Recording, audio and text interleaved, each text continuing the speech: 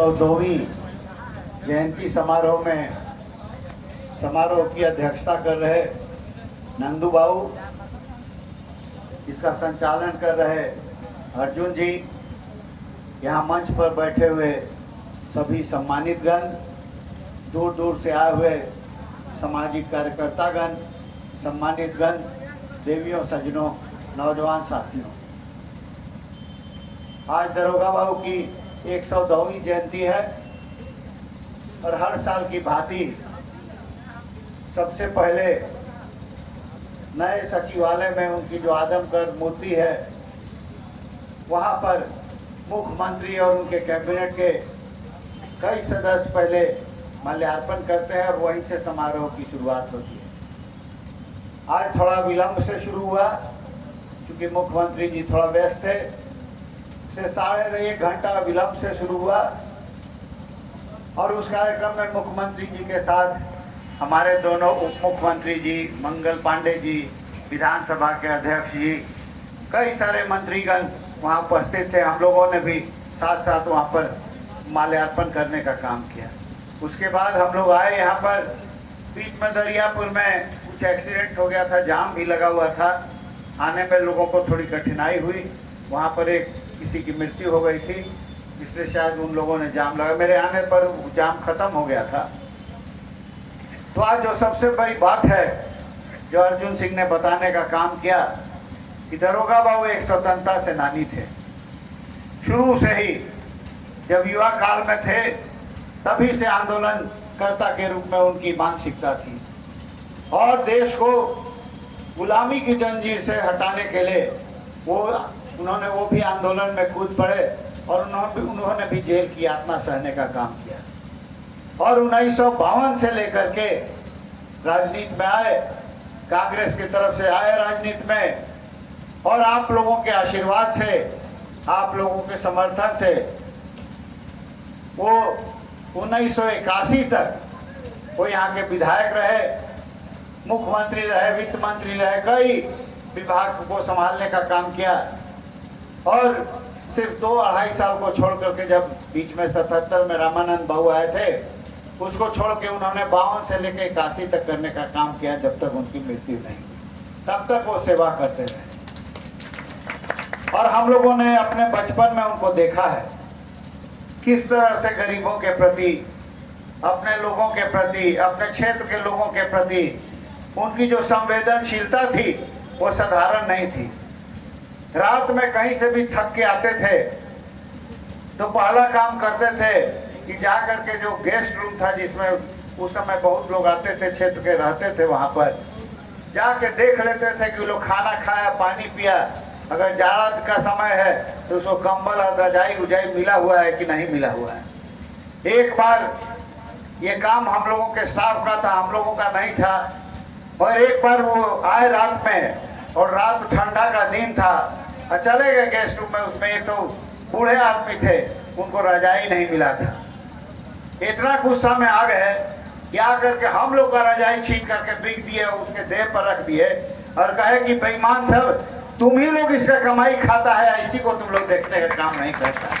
तो ये उनमें अपने लोगों के प्रति संवेदनशीलता थी, अपने लोगों के प्रति जागरूक थे कि हमारा व्यक्ति जिसने हमको वोट दिया है, जिसने हमको इतने ऊपर पद पर लाने का काम किया, जब तक आपको यहाँ के लोगों का समर्थन नहीं मिलेगा आप न तो विधायक बनिएगा, न मंत्री बनिएगा, न मुख्यमंत्री बनिएगा।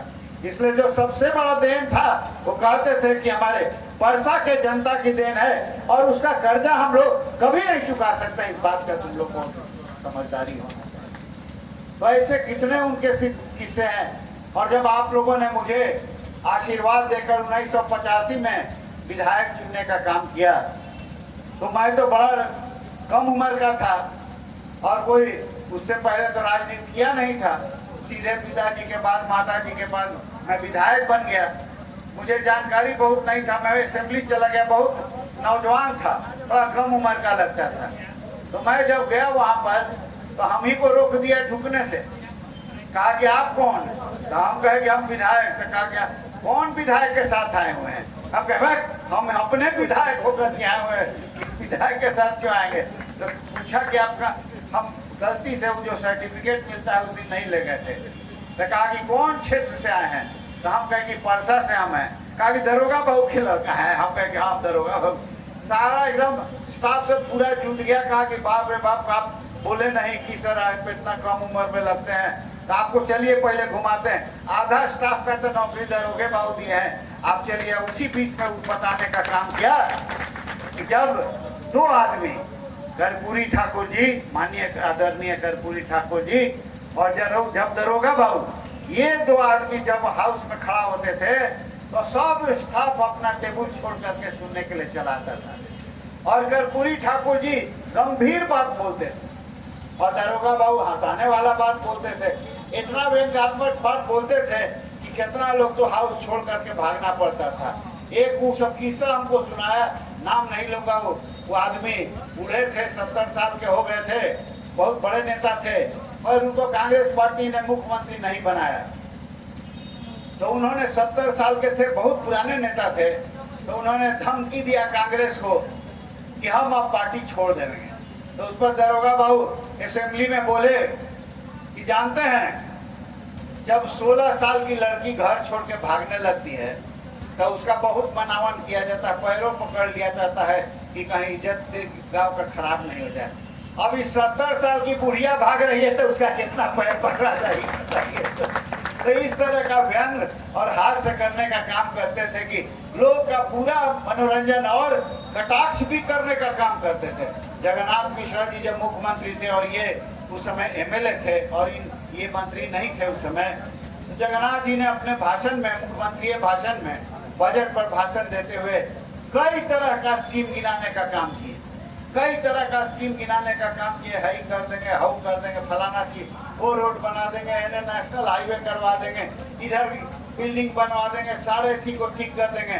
साहब उस समय कांग्रेस पार्टी में थे बाबूजी, उन्होंने भी उठ करके एक कहानी सुना दिया कि वो ओझा था, वो हमेशा उसकी पत्नी को बोलता था कि उत्तर बांधो, दक्षिण बांधो, पूरब बांधो, उत्तर बांधो, दक्षिण बांधो, पूरब बांधो, पश्चिम बांधो। रोज यही बात बोलता था। ओझा जो था बाहर घूम करके आता था। एक दिन उसकी पत्नी खिसिया गई, आया वो कि ई बांधो वो बांधो, तो क्या कि करियाही हाड़ी लेकर के उसके मथवे पर मारी। ये वो तो चू रहा है छत, तो वो तुमसे बनाइए नहीं रहा है, और उत्तर दक्षिण सब बांध देगा तुम। वही हाल है जगन्नाथ मिश्रा जी का। शहर का तो रोडे ठीक नहीं हो रहा है, कह रहे हैं कि बिहार को एकदम पेरी से बनाने का काम करेंगे। तो उस पर बहुत लोगों ने ऑब्जेक्शन किया, बताइए कांग्रेस का आदमी होकर क्या ये सब उल्टा सीधा बात बोल रहे हैं। तो उस पर उन्होंने कहा असेंबली में कि देखिए भाई, औरत अमरत तो हमेशा लड़ते रहता है, मगर सोना तो एक के जगह पड़ता है। वही हाल मेरा जगन्नाथ मिश्रा जी का, पार्टी तो एक के, हम लोग तो इसी में न रहने का काम करेंगे। तो इस तरह का उनका जो भाषण होता था, कई तरह का चीज होता था जिसमें लोग हंसते हंसते, मगर उसमें मैसेज भी रहता था, संदेश भी रहता था कि क्या करना है, नहीं करना है, आगे हम क्या करेंगे। और गरीबों के प्रति जो उनकी समझ थी, जो किरासन तेल का दाम से लेके अनाज तेल राशन तक, सब कदुआ का क्या दाम है, नेनुआ का क्या दाम है, ये सब जानते थे, जो हम लोग बहुत चीज नहीं जानते हैं। कभी पता भी नहीं करते हैं कि गरीबों के बारे में कि कहाँ से उसको सब्जी मिलता है, कितना में आज अनाज आता है, कितना राशन लगता है उसके घर परिवार को। इस बात की समझदारी हम लोग को पूरी तरह से नहीं होती है। तो इन्हीं बातों के साथ मैं इतना ही आप लोगों से कहता हूँ कि दरोगा बाबू थे तो उन्होंने हम लोगों पूरे परिवार में अपने बाल बच्चों के प्रति बहुत उनको ममता थी, वह बहुत कड़ाई करते थे। पढ़ाई लिखाई के शिक्षा के मामले में कोई बर्दाश्त नहीं करते थे कि आप पढ़ाई नहीं कीजिए, मगर हमेशा हम बताते रहते थे कि धन संपदा तो आते रहता है, चोर चोरी करके ले जाएगा, डकैती करके ले जाएगा, कब कुछ भी हो सकता है तुम्हारे धन के साथ, मगर एक बार जब शिक्षा प्राप्त कर लोगे तो जीवन में कोई चोर उचक्का, कोई डकैत तुमसे नहीं छीन सकता है, और हमेशा सम्मान में, समाज में तुम्हारा सम्मान होता रहेगा। तो उन्होंने जो गरीबों के लिए किया, बास्केट बच्चा देने का काम किया, और शिक्षा में अमूलभूत परिवर्तन करना चाहते थे कि पूरा तरह से बिहार को डेवलप अगर होना है, आगे बढ़ाना है, विकसित होना है, तो निश्चित रूप से बिहार में शिक्षक, हमारे अच्छे शिक्षक होंगे।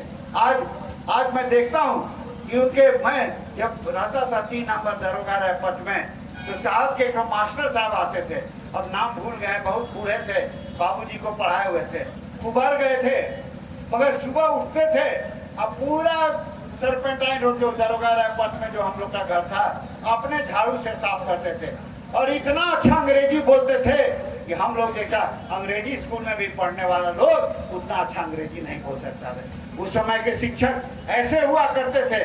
उस समय हमारे लड़के बच्चे गणित में एक्सपर्ट हुआ करते थे, मैथ में एक्सपर्ट हुआ करते थे। आज हमारे समाज में यही धीरे धीरे धीरे धीरे हमारा जो कल्चर बनते जा रहा है, जो हमारा मेरिट है वो कमजोर होते जा रहा है। इसको हम लोगों को ठीक करना होगा। खाली बीए और एमए का डिग्री लेने से नहीं होगा, उसको शिक्षित बनाना होगा और अच्छी शिक्षा देना होगा, तभी हमारे लड़के देश में आगे बढ़ने का काम करेंगे और बिहार को आगे बढ़ाने का काम करेंगे।